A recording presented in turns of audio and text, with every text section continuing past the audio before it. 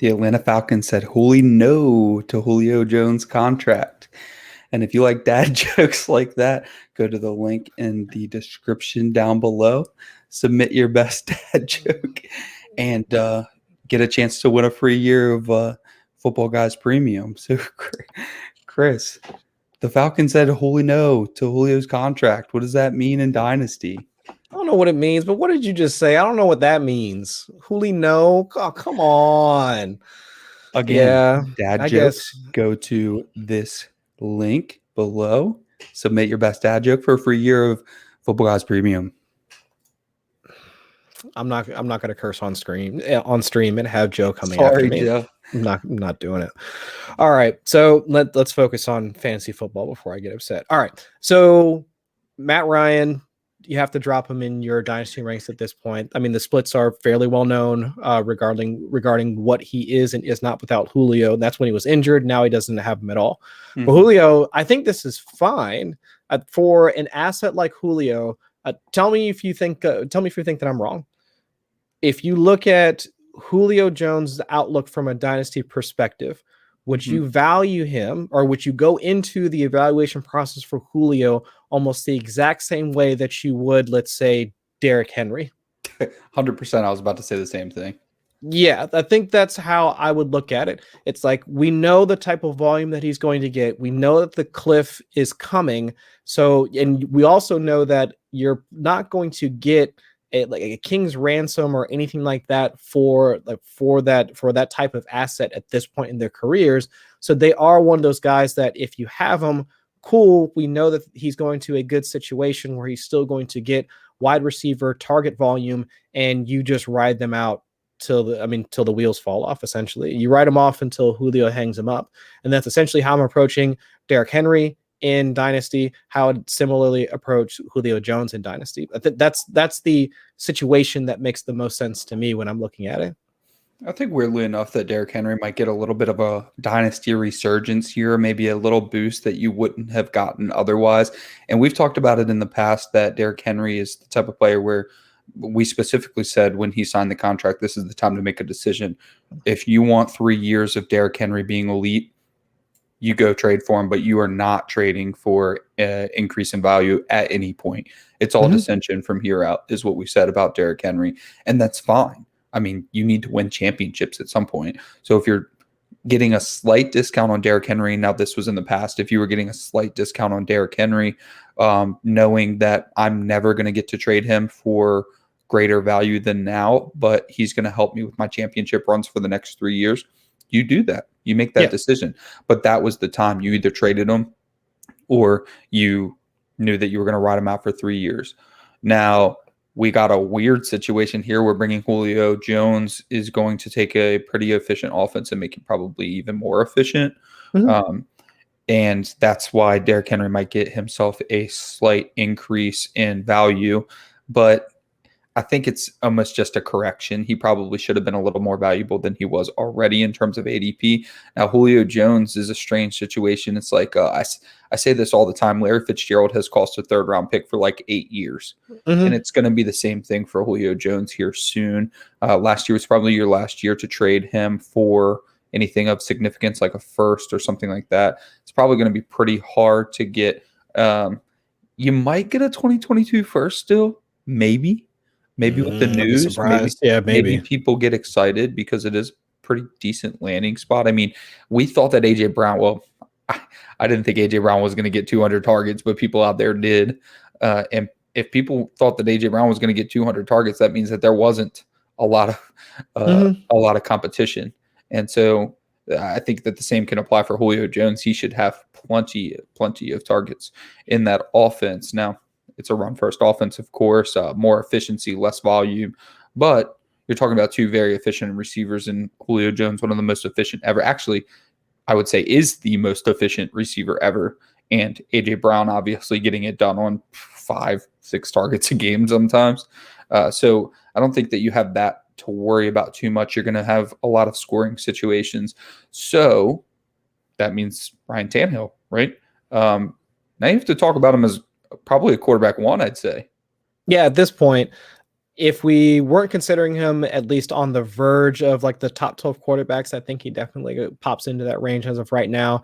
I mean, in comparing situations like we were talking about earlier, I mean, if we're downgrading Matt Ryan at this point, we should definitely upgrade Ryan Tannehill, like in with the addition of Julio Jones. Sure. Ryan Tannehill over the past like few seasons, third in EPA per play versus Matt Ryan, who's all the way down at 17th. Regardless of the lower or at least less volume that the Titans have put out over the last couple of seasons, back end of the league in terms of neutral passing rate, back end of the league in terms of, or at least below the league average in terms of red zone passing rate. I mean, Ryan Tannehill has still been one of the more efficient quarterbacks, and also one of the quarterbacks that have been using the deep ball at one of the more higher rates in the league. So I can still see Julio Jones and Ryan Tannehill, at least for Julio Jones, his value stabilizing for at least for this year. But for Ryan Tannehill, I think with his situation now, with two of the best receivers in the league, a defense that's easily in the rebuilding process with a lot of the veterans that they've lost over the last season, I think that they're definitely one of the teams that we should be targeting for fantasy purposes and for dynasty.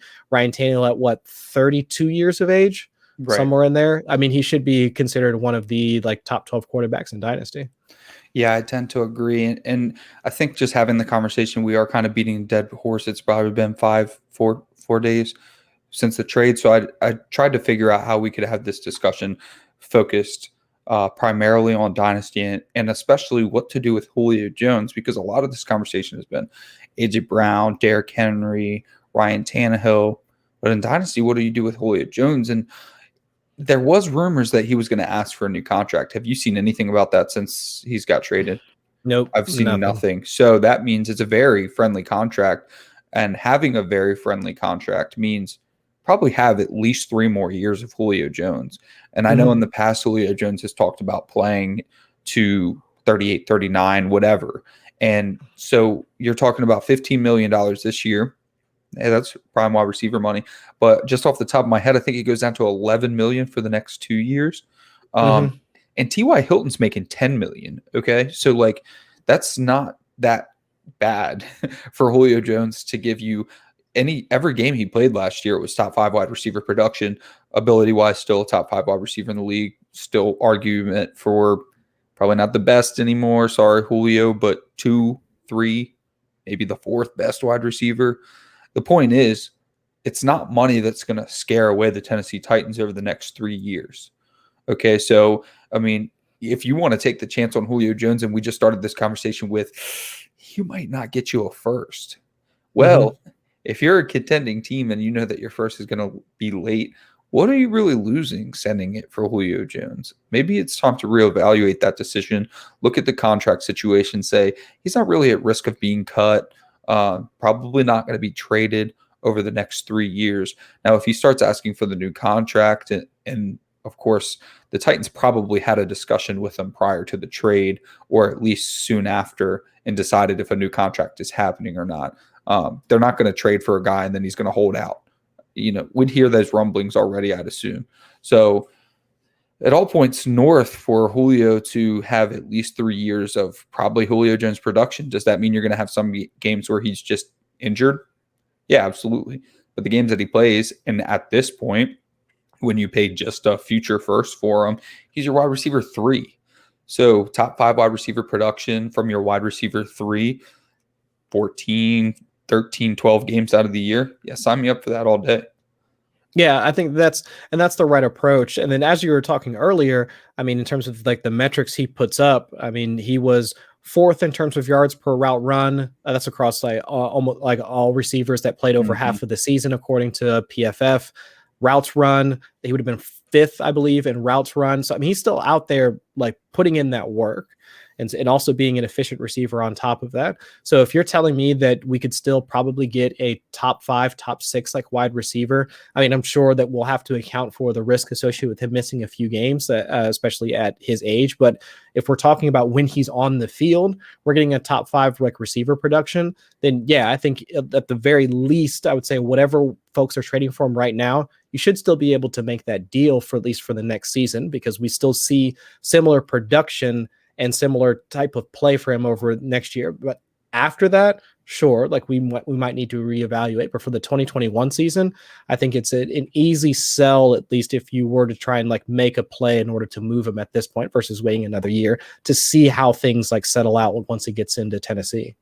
Right. And I think we'd be burned at the stake if we didn't talk about Kyle Pitts. So let's get over to the Falcon side. You mentioned Matt Ryan has to take a decrease. I mean, he's losing. We just said all the positive things about Julio.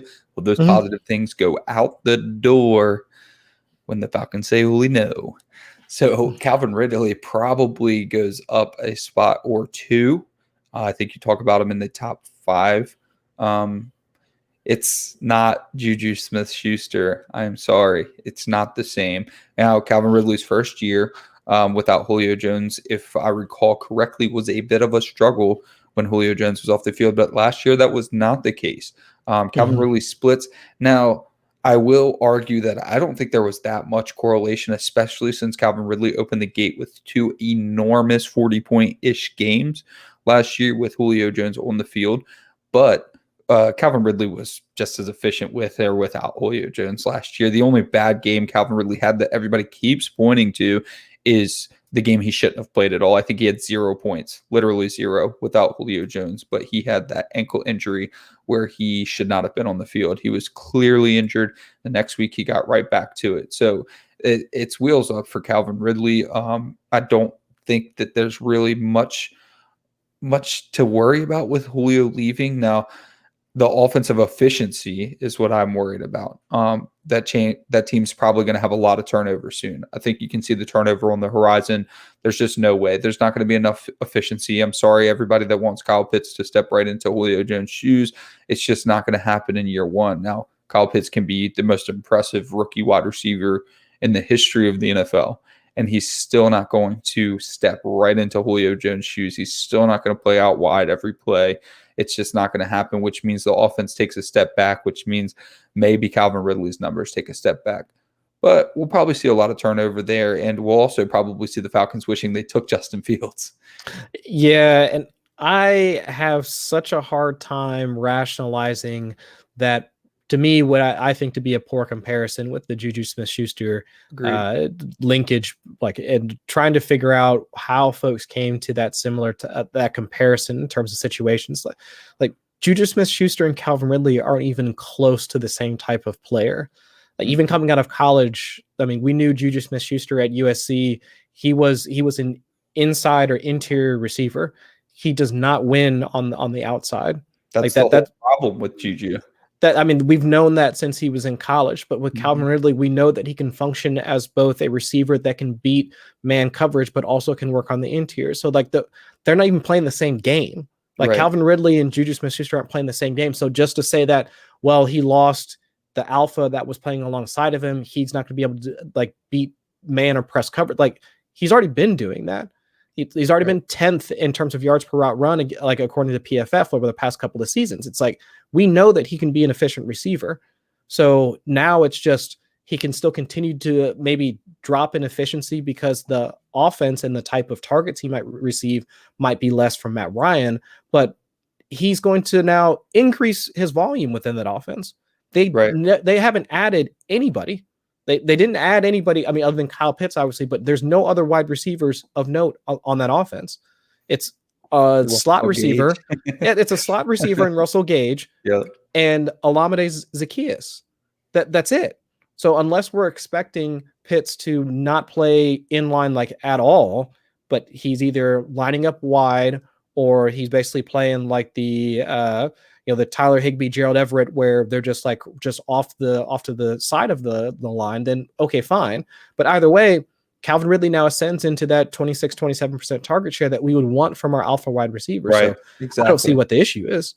Exactly. But the question is, so who do you draft over Calvin Ridley? I still think that Calvin Ridley is going to fall to wide receiver 4. I'll still draft Tyreek over him.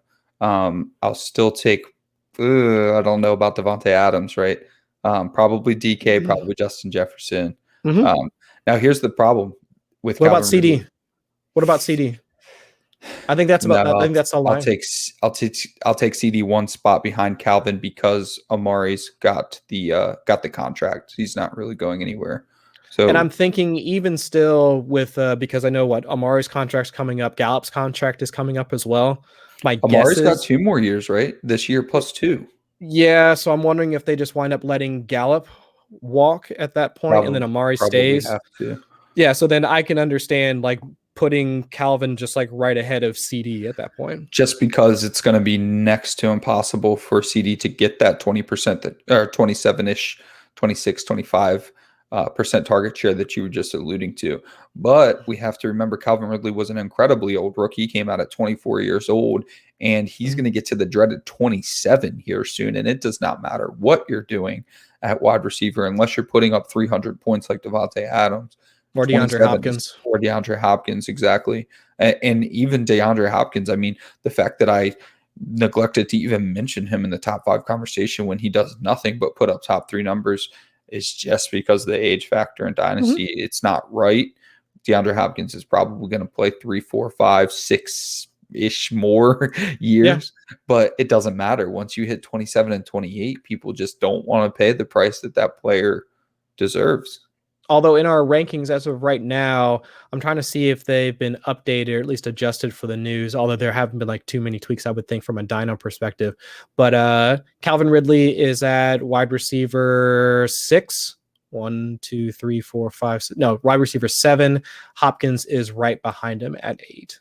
Yeah, kind of what I figured. And I forgot to mention Diggs, who I'd imagine is ahead of him now too, right? Yep. Yeah, so that's the one I forgot to mention. Yeah, oh, no, wait. Yeah, Diggs is down at 10.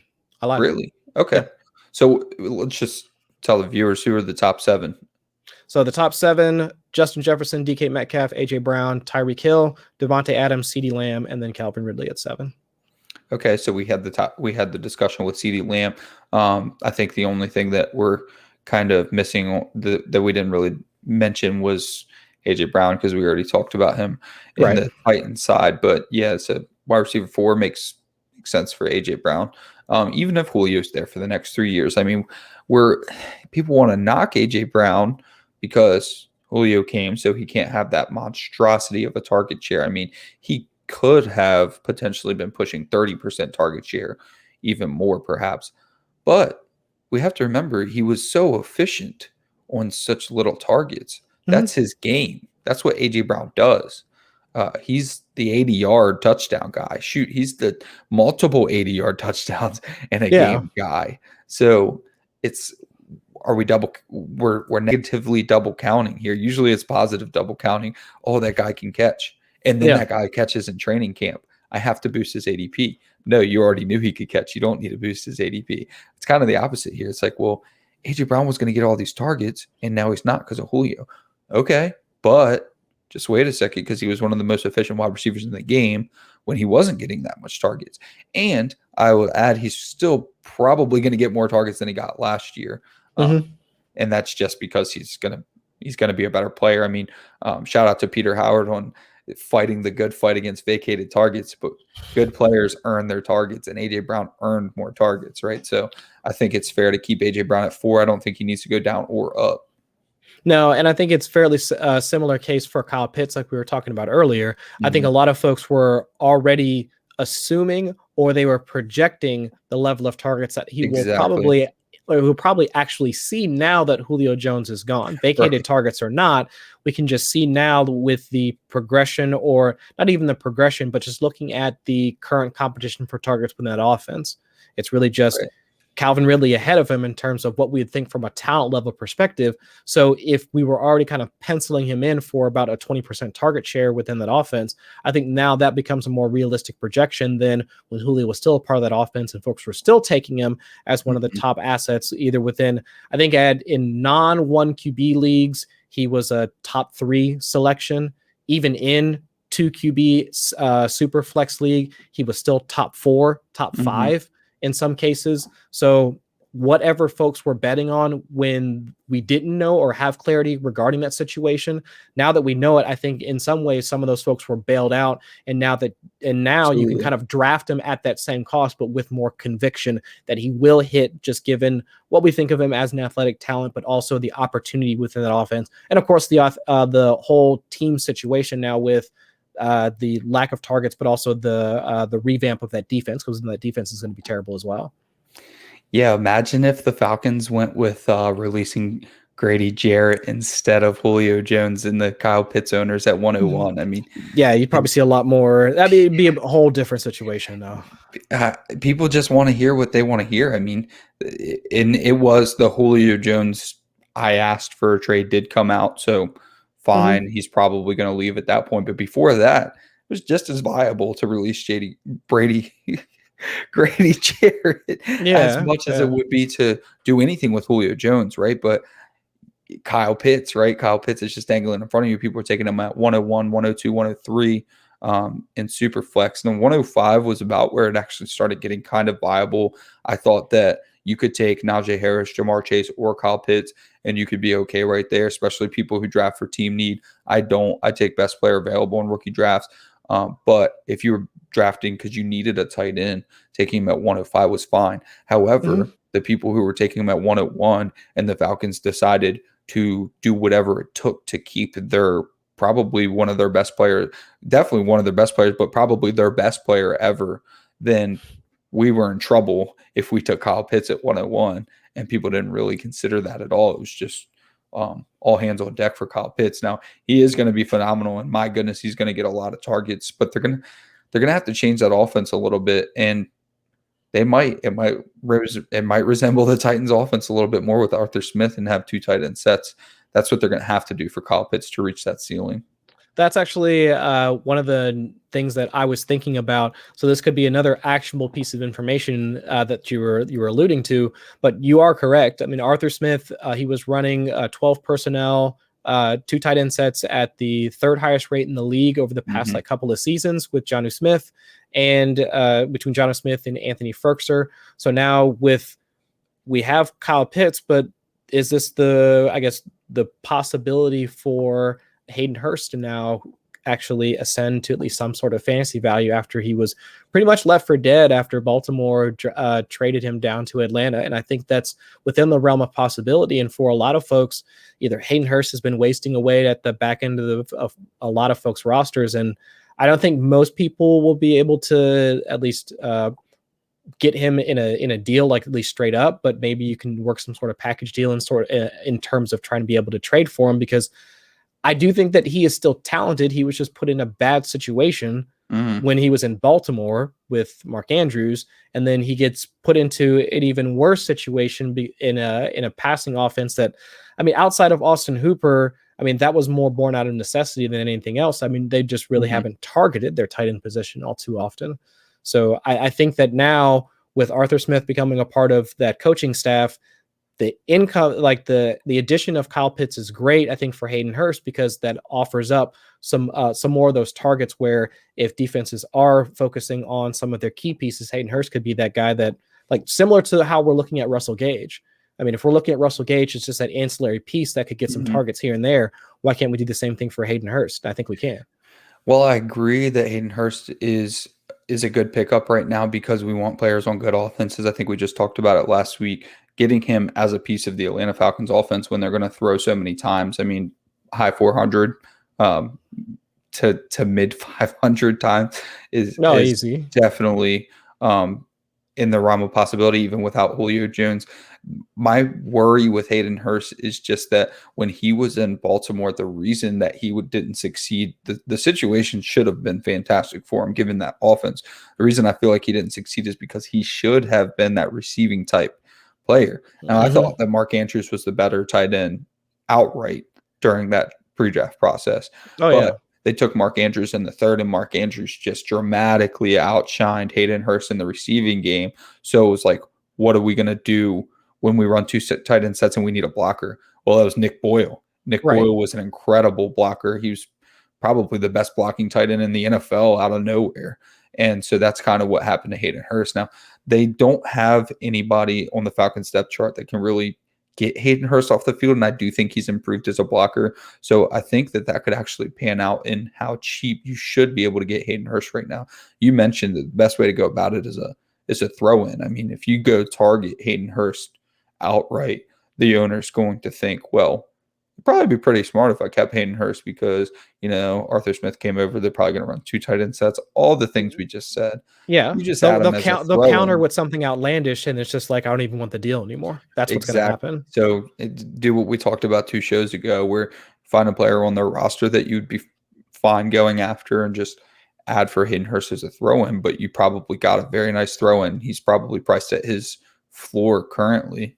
Yeah, and I think if folks remember what Hayden Hurst, he was an older prospect, if I'm not mistaken. 25. He got the yips in the baseball, minor right? leagues baseball. Yeah. Yeah. It's actually pretty sad if you read about the yips. You just wake up one day and you can't play baseball anymore. Yeah, and you can't do it anymore. So if you think about him coming out as an older prospect, we already know that tight end, the position itself requires some time in order to learn the position itself.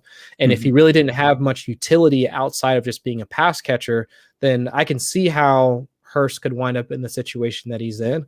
And now being given this second opportunity here, I think that at least there's some path to him. I'm not saying he's going to wind up being tight end 1 or anything like that, but I would say he has more value than folks that are probably hanging on to David Njoku at this point. So, I mean, at least there's a better path to him, to Hurst accruing some value over the next year or two versus Njoku. So what about O.J. Howard versus Hayden Hurst? I'd probably still say Hayden Hurst at this point. Probably, but I don't have any. It just seems like Arians likes O.J. Howard a lot as much as he talks about him. But what's his path to targets? Anything actionable. No, Cameron Brate being under contract is a little bit of a bummer. Right. He's just buried on that depth chart, and they're probably not going to change much in terms of that receiving core with Brady still there, and they're trying to collect as many rings before he gets out anyway.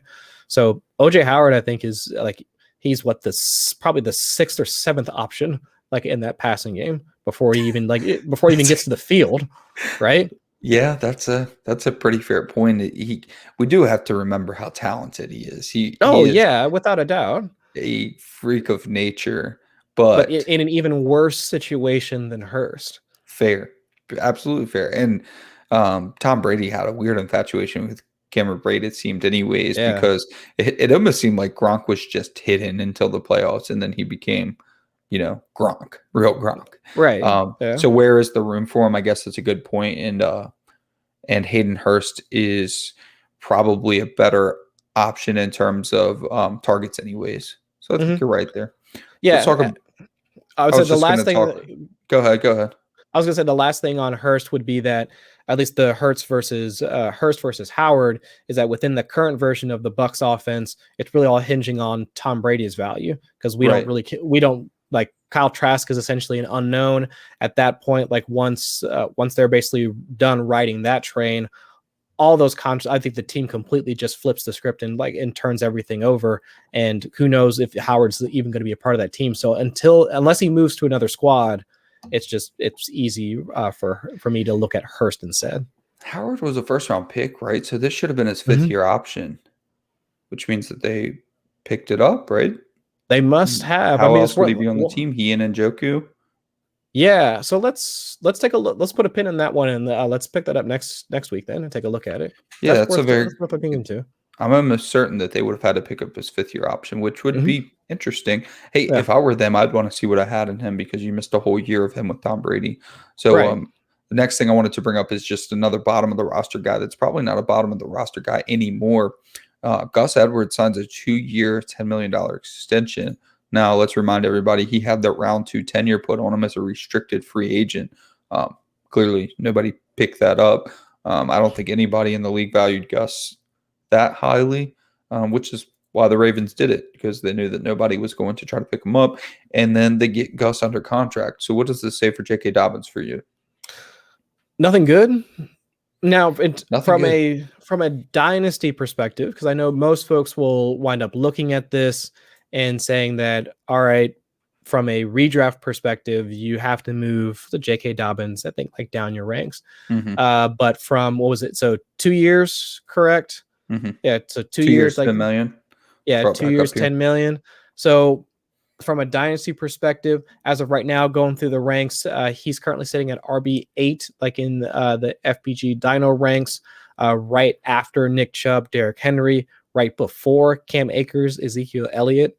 I think I would probably shift him down at least 1 to 2 slots before looking at some of the guys that are coming like shortly thereafter him. I mean, just from how the team has responded in like over the last season. Now I know that over the last like 6 weeks, what he was scoring almost a touchdown per game, completely took over the attempts within the red zone. Like he had more attempts than Lamar Jackson like within the red zone over the last like 6 weeks of the season.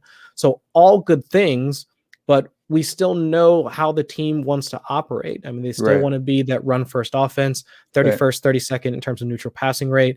And I don't think that there's much to say that J.K. Dobbins is going to continue at the touchdown efficiency that he was at last season.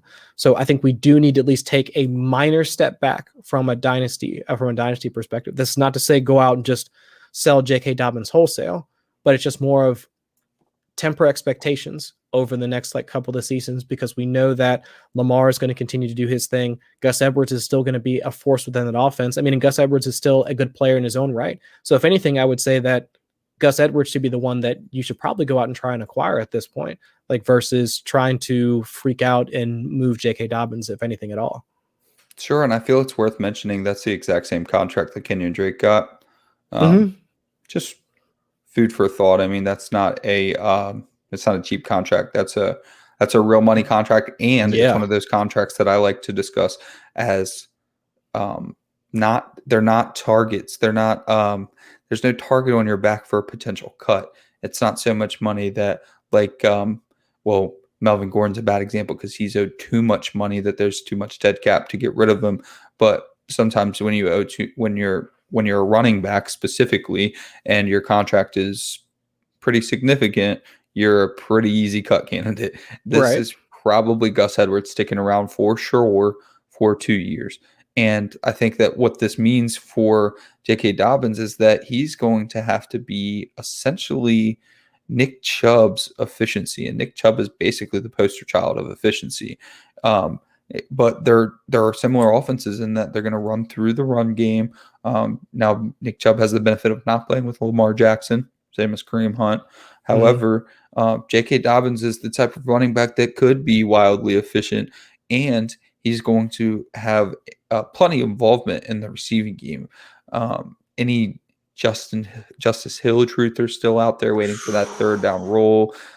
It's not happening. So for the J.K. Dobbins holders out there, he's still going to get the most valuable touches in the game. PPR leagues, half PPR leagues. If there's any standard leagues out there anymore, maybe not so much.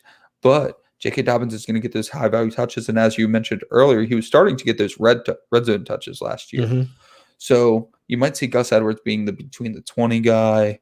And honestly, that's where Lamar Jackson kind of thrives too. So it's going to be a hard path for Gus Edwards. But we were talking about a player that was back into your bench, your running back 6.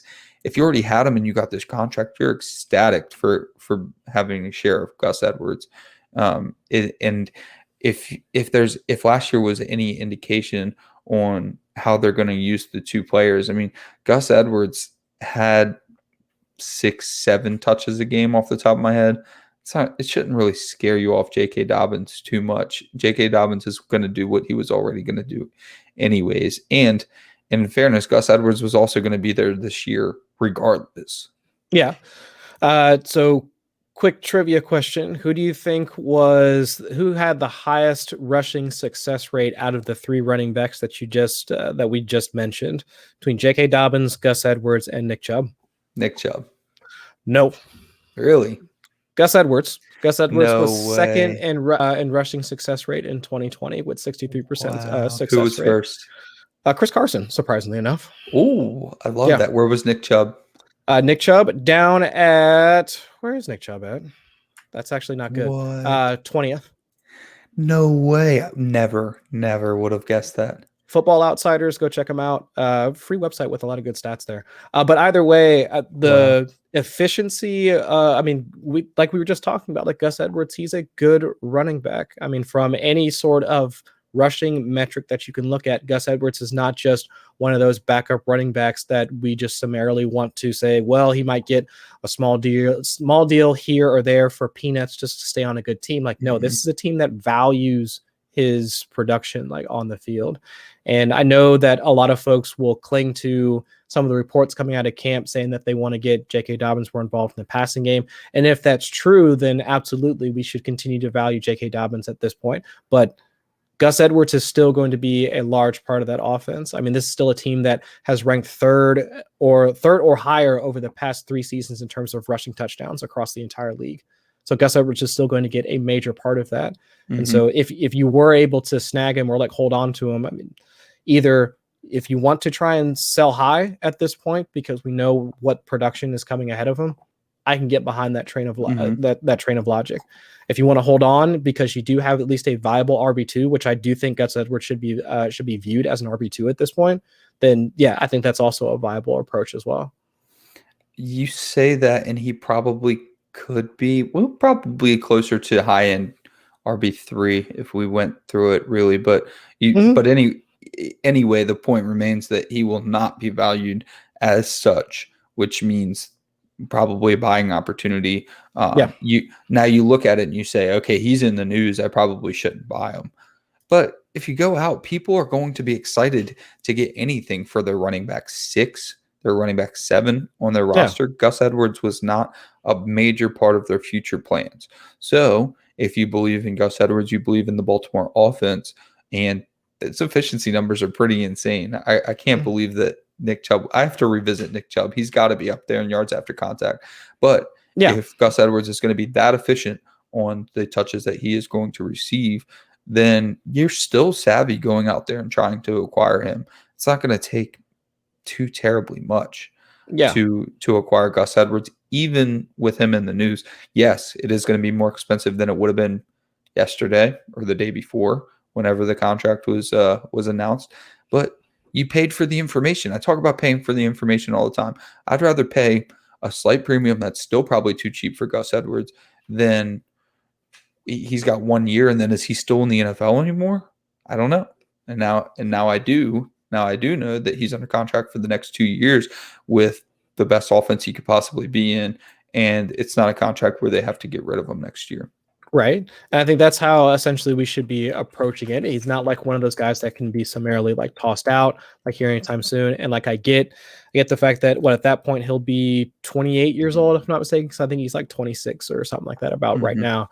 So I think he will be at that age cliff where we might want to remove him from our rosters. But if we can at least get a couple of good seasons out of him, which I think he's primed to do at this point, especially given that contract, then I mean, he should be a valued asset, not one of those like back end of the roster type of guys. Right. And you and I are playing an absurd amount of best ball, so we're thinking about high value backups right now.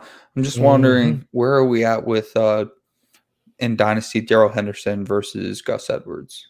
I would still probably take Gus Edwards because we at least know that the team has been at least their intent has been not to just give J.K. Dobbins the full lion's share touches, right? I mean, Dobbins still had, I want to say, close to like 90 touches versus like 110 for J.K. Dobbins over the course of like the back half of the season. So like they were pretty close in production, whereas versus like Akers versus Hendo, it was Akers like really getting 75% of the workload, and then Henderson really only mixing in as the change of pace back, where Gus Edwards, he was being used all over the field, like almost whole series to himself. So I think if they're continuing to use that the similar game plan like moving forward, I mean, I can see a better path for Gus Edwards having at least standalone value, whereas for Hendo, like you really need either like Akers to get injured, or he starts to like have fumbling issues, or like something has to happen with Akers in order for Henderson to really see a larger workload, just given historically how Sean McVay has used the back so far. Yep, totally fair. And then I had another one that I thought of because we've discussed this player off air almost every day. So If I told you that Gus Edwards over the next 2 years on a point per game basis outscored Michael Carter, how surprised would you be? Not really surprised, because I think we're already anointing Michael Carter as like the Jets starting running back Mm-hmm. when at least reports out of camp are, I mean, Tevin Coleman is doing fine. I mean, Michael Carter is also doing fine, but and like the Michael Pirines of the world, I mean, they're playing second fiddle to both Ty those guys. Johnson, same. Ty Johnson, yeah, I think it's, but I think at least from an ADP perspective, we're already expecting him to beat out Tevin Coleman when we just don't know how soon he's going to go away. So I wouldn't be too terribly surprised if Gus Edwards were to outscore him at this point. So the kind of the point of that thought exercise is just that you could get a pretty significant piece. In fact, you could probably get a more valuable piece than Gus Edwards, and then Gus Edwards kind of becomes that throw in if you had Michael Carter. And it's not a trade that you're winning on Twitter. It's not. No one's going to be happy you made it, but it could be a pretty savvy move if either way, Michael Carter or Gus Edwards would be your running back 4 or something like that. Then what stops you from going out there and grabbing Gus Edwards plus for Michael Carter? And then in 2 years, like I said, I'm not saying that Gus Edwards will definitely outscore Michael Carter over the next 2 years, but better offense in the Ravens versus the Jets. Don't know that you don't know that you're going to get a great offense out of the Jets. We hope so with Zach Wilson. We hope he's going to be talented. We've discussed that Zach Wilson probably was not the best option on the board at the time when the Jets took him. Doesn't mean that the offense is going to be bad, but it's probably not going to be great. So that's a pretty nice flip that you can get right there. And I'm just trying to get people thinking about Gus Edwards as a viable asset and not just the running back 6 on your roster.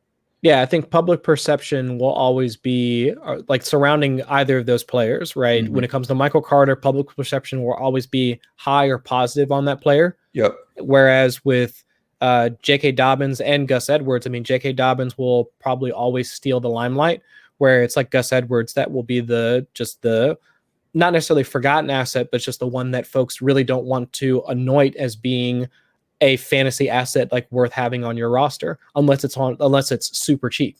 So from a public perception standpoint, Gus Edwards will always be valued less than Michael Carter for age. I mean, from whatever metric you want to put in front of, like age, draft capital.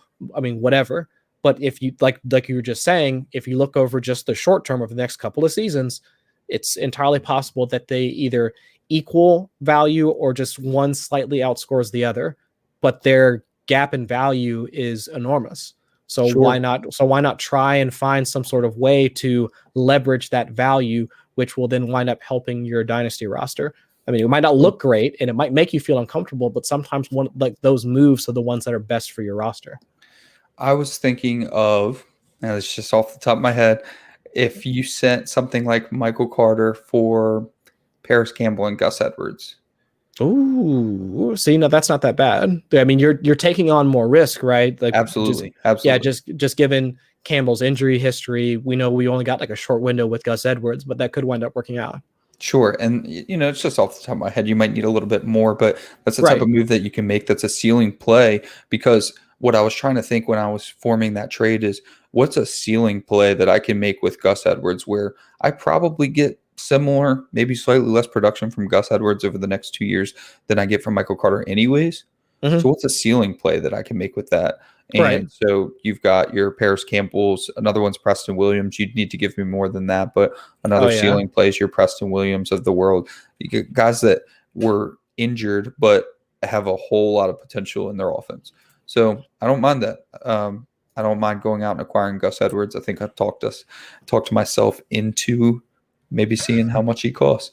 So the next blurb we have for the week is that Michael Williams should have nice numbers this season, according to OC Joe Lombardi. And the reason we bring that up is just it seems like it's been people freaking out about this. I mean, so let me elaborate on the point that he made before I kick it over to you. He was saying that it's going to look a lot like the Saints offense, where the offense goes through the X, a la Michael Thomas. So if you're going to say Mike Williams is now going to be slant boy, then sure, I guess. But it's also Mike Williams. Is he going to remain healthy? And Mike Williams has also been sort of a deep threat so far in his career. Yeah, and so if you go back over like Joe Lombardi's like history, offensive coordinator for the Lions back in 2014, 2015. So that's like still Calvin Johnson. Like, yeah, so that's right before the Marvin Jones and Golden Tate. Yeah. Okay. Yeah, I believe that's the case. But still, I mean, he had like a primary receiver in the offense. And of course, like moving down to New Orleans, that's when we've got like Michael Thomas like coming in like shortly after that. So I get the idea, or at least looking at the trends of like targeting the X receiver, but we already know the other talent that's currently there in that offense. Like he's still playing across Keenan Allen, one of the better like wide receivers in the league. So not to say that from a talent perspective or even productivity perspective, Mike Williams should see any similar usage to the X receivers that Lombardi has coached up in the past. Not saying that at all, but if we're looking at let's say from a team perspective, right? Keenan Allen is still going to be at least the primary receiver in that offense. But Justin Herbert will target him 20 times. That's what I was laughing about. I mean, it's not happening. But what types of targets is he going to receive? Is he going to receive some of those deeper targets now with a revamped offensive line? Yes. Is he going to receive more of those targets once they get into the red zone? Yes. So he is going to get more of those high value touches that we would want from our receivers. And of course, given Mike Williams' injury history since he's come into the league, and even when he was in college too, because he had a pretty horrific collegiate injury profile, he will at least be able to ascend past what he's currently going in ADP. I definitely see a road to that.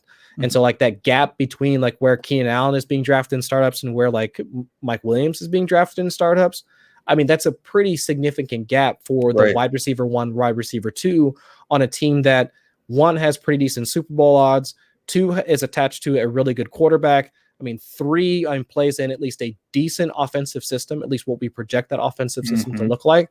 So, I mean, like at least looking at it holistically, Mike Williams should be one of those guys that we should have more optimism about from a Dyna perspective.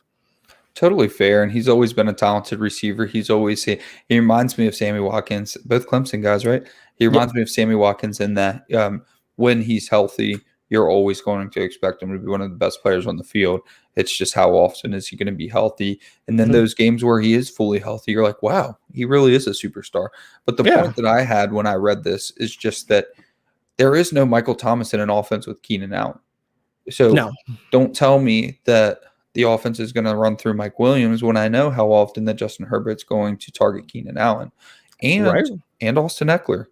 We didn't have Austin Eckler for a full season last year. I think he only played a little over half of the season last year due to injury, but Austin Eckler was targeted at a sizable clip last year as well. So there's not much room for Mike Williams to get too many more targets than he has gotten. If you tell me he's going to be healthy, well, then absolutely he's going to get more targets than he has, because I can't remember the last time that he's finished the season. But I don't think that there's that much more because we have Joe Lombardi there. I think it will probably be a bit better of an offense that gives more opportunity to Mike Williams, and he probably is being drafted too low, and it's mostly the injury stink. So if you're taking Mike Williams at his current ADP, you're probably getting a value. That's all fair, but we knew all that before Joe Lombardi said that Mike Williams is going to have a nice numbers this season. I mean, if that's the case, then okay, cool. I mean, but just like looking at like wide receiver ADP, like startup ADP right now, I mean, Mike Williams going at like 175th overall. So what is that, like 16th round or so? He's going around guys like Devontae Parker. Devontae Parker is being drafted ahead of him. Who else has been? Let's see. What other guys that are going like around that range? I'm trying to find a couple other examples, but nothing's really popping up. But I mean, if that's what about Curtis Samuel? Curtis Samuel, let's see. Curtis Samuel, like a few rounds ahead of him. Yeah. That's Denzel Mims. Denzel Mims being drafted at about the same range as Mike Williams. I'd rather Mike Williams. Fair. I think I might rather Mike Williams to Curtis Samuel, to be quite honest with you. don't know about all that. We need to think about it more. I'd have to think. I'd have to marinate on that one. I mean, but Amari Yeah, let me look Rodgers, into that one. Amari Rodgers, like going around the same range as Mike Williams. I might rather Amari Rodgers, but that's assuming Aaron Rodgers plays. So the problem with Curtis Samuel is just that Fitzmagic is great and all, and it's going to be a fantastic season watching those people. What's the plan next year after we discuss that the Washington football team makes the playoffs and is in no position whatsoever to draft a quarterback next year? I don't know. I mean, my hope would be that after they watched what Rule and Joe Brady wound up doing with him and how they used him both as a like outside, inside, and a rusher out of the backfield, he's one of those guys you can manufacture touches for. So if they continue to do that, then to me, he becomes one of those quarterback agnostic assets. Whereas I think somebody like Terry, I think would be fine. But let's say any of the other ancillary guys, like maybe even like a guy like Logan Thomas, like those guys, I think would be more. They would need a guy like Ryan Fitzpatrick there, or at least a stable, solid quarterback, versus the guys that we know at least have talent as just individual football players, like Curtis Samuel, Terry McLaurin, Antonio Gibson, like as well. I mean, I think those guys would be okay. The offense takes a step back, but I think those guys individually could wind up making value, at least from a dynasty perspective, because we could see a path to Washington at least trying to bring in, I don't know, a decent free agent. Maybe they wind up hitting on a college prospect or something like that. But I think at least in that case, like Curtis Samuel might be okay. He might be able to weather that storm. I don't think they could all use Ryan Fitzpatrick, but I don't think they need Fitzpatrick in order to be at least valuable. Let's bring the Curtis Samuel blurb into the conversation. So Curtis Samuel can play all over the field, according to Scott Turner. Let me address that statement first and why that coach speak actually kind of matters amongst the sea of coach speak that we promise you do not need to care about. The fact of the matter is you'll have the numbers you can present in just a moment, but 2 years ago, 2019, Scott Turner was the offensive coordinator for the Carolina Panthers, and we had very, very little slot usage for Curtis Samuel. I mean, Curtis Samuel is kind of gadgety still, but he just wasn't getting like primary slot usage. Scott Turner leaves 2020. Curtis Samuel has a career year and predominantly out of the slot. I mean, I think you're going to say increased by over three times his slot usage in 2020. Now, the question was, when Curtis Samuel comes over to reunite with Scott Turner and Ron Rivera, is Scott Turner going to be essentially hard-headed and say, I'm going to use Curtis Samuel how I drafted him to use him, or how I participated in drafting him to use him? Or is he going to say, wow, this dude who took my job after I left did way better than me? And the fact that Scott Turner is willing to say Curtis Samuel can play all over the field is actually pretty important. The fact that he can admit that Curtis Samuel was used all over the field, and especially in the slot, which I wish he would have said, is a good news for Curtis Samuel. Yeah. And you're absolutely right on the slot usage, like somewhere around 22, 23% in 2019. That tripled, or at least more than tripled, actually, up to about 77% slot rate in 2020 with the new coaching staff. I mean, rush attempts also kicked up. I think he had just like 18 total rush attempts in 2019. Kicks up to about 41 in 2020. So like you're getting close, like 2.6, 2.7, like rush attempts per game. I mean, he is one of those players, like I was saying earlier, you can manufacture touches for. Sure. We've seen him work in the slot. We've seen him work on the outside as a perimeter wide receiver when he was getting those quote unquote prairie yards from Kyle Allen in 2019. I mean, he's worked all over the field. So for a guy like him, I think, again, he can be a guy that, I mean, we can see him hit with Ryan Fitzpatrick in 2020. And he winds up being like almost similar to what he produced when he was with Teddy in Carolina last year. And it'll be great. But even if Ryan Fitzpatrick goes away, or let's say if they bring him back on another 1-year deal and they just try and kick the can down the road for another year, he can still wind up being a productive asset because that's how he gets used on the field. I mean, they're not always going to rely on the duo of Antonio Gibson and J.D. McKissic. Like Curtis Samuel can also work in that area of the field as well. So I think there's enough, he'll get enough touches like across the field, whether it be through the backfield or through the air, that he can still wind up like being that guy that you would wind up taking in, let's say, the 9th, 10th round of a startup. Sure, and I think that you're probably right with Curtis Samuel being over Mike Williams, but the fact that there's such a gap there, I just want to. Yeah. You're right. Curtis Samuel can probably get it done with any quarterback, but last year with Alex Smith and a little bit of Taylor Heineke, a little bit of Kyle Allen, the offense was so miserable that you couldn't stay on the field to even realize any of that production. It wasn't just bad Mhm. quarterback play; it was almost non-existent from an offensive perspective.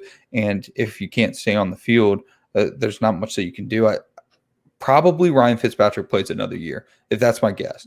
But if Ryan Fitzpatrick plays himself into another contract, then they probably make the playoffs again the next year. And you just put yourself in this vicious purgatory where you're never going to find a quarterback until you pay way too much for them. So Yeah.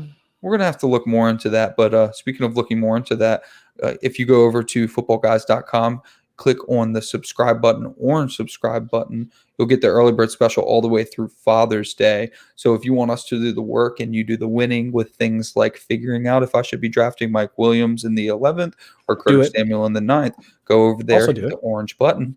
And so, yeah, you could take both. Yeah. And click that subscribe button before Father's Day. So we have one more blurb to get to. We have about 5 minutes left, and I just really want to talk about how much Chris likes Keelan Cole. So the blurb says Keelan Cole is currently ahead of Denzel Mims on the depth chart. I don't mean to say I told you so, but when we did the free No. agents, Chris told me that No. we did not need to talk about Keelan Cole. Because we don't. However, the Jets said that. No. Sorry, not the Jets. A reporter said that Keelan Cole was one of the most sought after free agents in the wide receiver pool. So, Chris, what do you think about, more importantly, Denzel Mims being basically not a part of the offense anymore? That's kind of the surprise. Well, take that back. If I thought about it some more, I can understand how if you bring in a receiver that has more experience running intermediate, like the short to intermediate routes, versus a wide receiver that we knew even coming out of college that his calling card was more of being a deep threat. So if you had an aggressive passer, like even in those couple of games, like where was it? I think when Joe Flacco was starting and we watched like Denzel Mims like rip off like a couple of deep balls from Joe Flacco. Yep. It's like you needed that aggressive like type of quarterback, and not say Joe Flacco was aggressive, but he was willing to let it rip a couple of times. That's what you needed in order to activate Denzel Mims. But if we're not really expecting that from Zach Wilson in his first year, and I guess when they brought in guys like Corey Davis, they bring in Keelan Cole, it kind of makes some sense now that that's what they're kind of looking for in terms of the archetype of receiver. And Keelan Cole has that. I mean, I'll admit, like when we were looking at some of his metrics, like while he is slow for a 195-pound receiver, Yep. I mean, he does have like he has a fairly high like 50% slot rate in 2019 across 2019 and 2020. But the thing that did kind of surprise me was the fact that his ADOT was about like 10.6. So that means even while and so for comparison, 10.6 ADOT for a slot receiver is fairly high because if we're thinking about Russell Gage, like Russell Gage's ADOT was about 6.1, 6.5. So we're looking at a guy that while he plays inline, he's running deeper routes. So that kind of fits the archetype of what we would want for a rookie quarterback. And if we're looking at the other assets that are going to be on the field with them, so if we're looking at Corey Davis, I mean, if we're looking at Elijah Moore, I mean, if we're looking at Michael Carter out of the backfield, I mean, these are guys that and also the fact that Keelan Cole, according to Matt Harmon, this is from a study that he ran on him, I think back in the 2018 timeframe, that Cole was able to beat like man press coverage at a 69% rate. So like, that's what you want. I mean, that's what you would want for your rookie quarterback, that as a receiver, that those are the kind of things that you're looking for. So I can understand why they would want to use that type of receiver over Denzel Mims to not put their rookie quarterback in a situation where he has to throw those 50-50 balls. It's more of you make the easy layup throws to matriculate the ball down the field. I mean, and that's what Ryan Tannehill did with Corey Davis. That's what we're assuming is going to happen with Elijah Moore. I mean, and Keelan Cole could just be another asset that can perform similarly on the field. So logically, it makes sense. I just need to get through my own personal bias against Keelan Cole. Nothing against the dude. It's just like, I don't get it. So, but I think it makes sense. So it looks like it's going to project to be Elijah Moore in the slot. Jameis Crowder's in contract trouble. Don't know if he's going to be on the roster for much longer. Corey Davis has been dealing with an injury. And so Denzel Mims seems to be the odd man out with Keelan Cole getting in there. So just check your waiver wires. And that's going to do it for us this week. But please like, subscribe, rate, review. Go back to the front of the show. I'll also throw the link in here somewhere later that shows the dad joke competition. You really can win a free year of Football Guys Premium. So for Chris, for myself, I'm at APWILDE. Find Chris at Chris Allen FFWX. We'll catch y'all next time. Peace.